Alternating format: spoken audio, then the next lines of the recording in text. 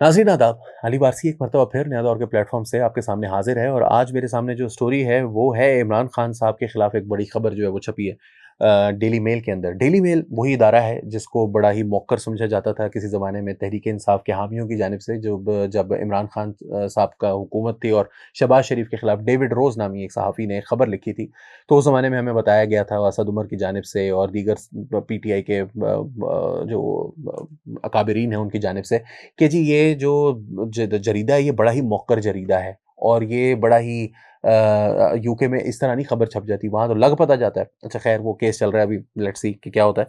लेकिन जो ये केस है इसके अंदर ये हुआ है कि इमरान खान साहब जो कि ऑक्सफोर्ड यूनिवर्सिटी के चांसलर का इलेक्शन लड़ने जा रहे हैं, उनके हवाले से ये खबर लगाई गई है कि उनके खिलाफ कुछ एंग्री ईमेल्स जो हैं वो रिसीव हुई हैं ऑक्सफोर्ड यूनिवर्सिटी को।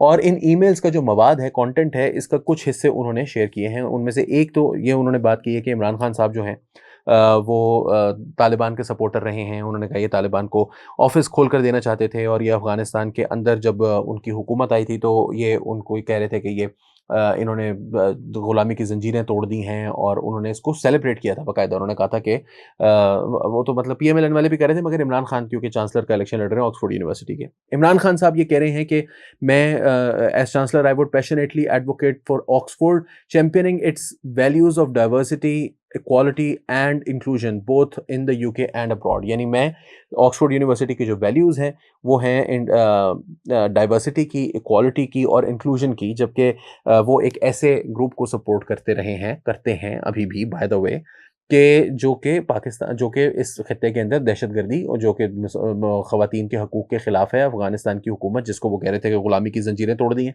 साथ-साथ उन्होंने कहा कि जी उसामा बिन लादेन जो हैं उनको इन्होंने शहीद कहा था।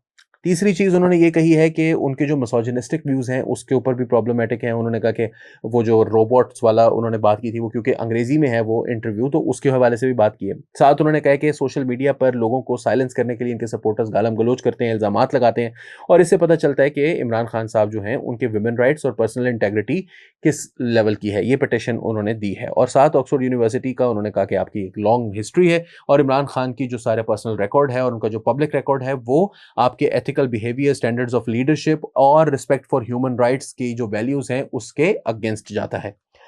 साथ-साथ मैं आपको ये बताता चलूँ कि ये एक सॉर्ट ऑफ ये भी पॉसिबिलिटी है, मुझे लगता है कि जो यूके की जो कि गवर्नमेंट ऑफ पाकिस्तान है वो भी सोच रही होगी कि यूके के अंदर अब हम इसको रोकने की कोशिश करें, तो शायद हमारा सफारत खाना भी कुछ एक्टिव हुआ हो सकता है। ये कुछ इंडिविजुअल्स हों जिन्होंने वैसे ही ये की हो। लेकिन ये पाकिस्तान की गवर्नमेंट और मुज़म्मिल सोहरावर्दी के अल्फाज में जो गोल्डस्मिथ्स हैं उनके दरमियान एक डिप्लोमेटिक रो भी है और एक मतलब रो है, लड़ाई है। अब देखते हैं कि इसमें कौन ऊपर आता है। इमरान खान साहब most likely by the way जीत जाएंगे। यूके के चांसलर मैं मेरे लिए ये बड़ा प्रॉब्लमैटिक है कि यूके की एक जो प्रेस्टिजियस यूनिवर्सिटी है उसका पाकिस्तान के कवानीन और यहाँ के जो लीगल सिस्टम है उसके बारे में इतना डिस्डेन शो करना कि वो वहाँ पर उस शख्स को चांसलर मुंतखब कर लें जिसको यहाँ पर जो है वो एक फाइनेंशियल फ्रॉड के अंदर उसको अंदर किया गया है। उसके ऊपर जो केसेस हैं सेडिशन वगैरह के, मैं उसकी बात नहीं कर रहा, मैं कोई इद्दत में निकाह केस की बात नहीं कर रहा, मैं बात कर रहा हूँ तोशा खाना रेफरेंस की।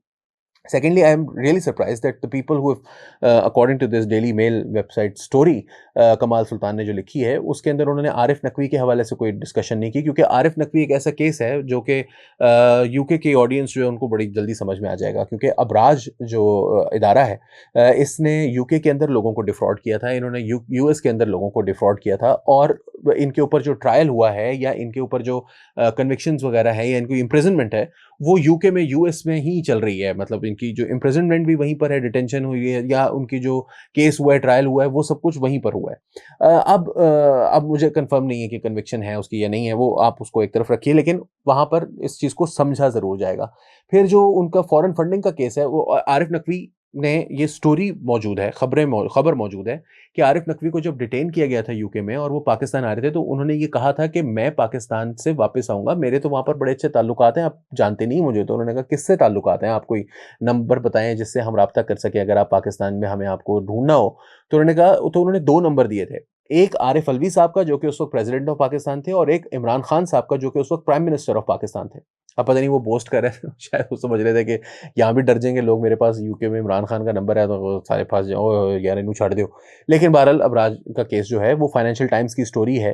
फॉरेन फंडिंग का केस उसके साथ जो है वो लिंक होता है। सेकेंडली, एनसीए ने मलिक रियाज के खिलाफ जो एक इन्वेस्टिगेशन थी उसके बाद 190 मिलियन पाउंड उन्होंने पाकिस्तान भेजे थे और उसके ऊपर भी इमरान खान साहब के ऊपर केस है। एवरीवन नोज उसके जो रिकॉर्ड है वो बड़ा स्ट्रेट है कि वो पैसे पाकिस्तान आए, इमरान खान साहब प्राइम मिनिस्टर थे और वो पैसे कैबिनेट में फैसला हुआ कि ये पैसे सुप्रीम कोर्ट के अकाउंट में जमा करवा दिए जाएंगे। कुछ लोगों का कहना है लिफाफा बंद था, मगर इमरान खान साहब को तो एटलीस्ट पता था ना लिफाफे में क्या है, और वो सुप्रीम कोर्ट के अकाउंट में जमा करवा दिए गए। और मलिक रियाज ने ये क्लेम किया कि वो पैसे जो हैं वो मलिक रियाज के जो ऊपर 460 अरब रुपए का एक उनके ऊपर फाइन किया था सुप्रीम कोर्ट ऑफ पाकिस्तान ने, वो उसके अंदर गए हैं। तो ये एनसीए के जो फाइंडिंग है मलिक रियाज के बारे में और फिर उसके बाद क्या हुआ उससे यूके की ऑडियंस रिलेट कर सकती है।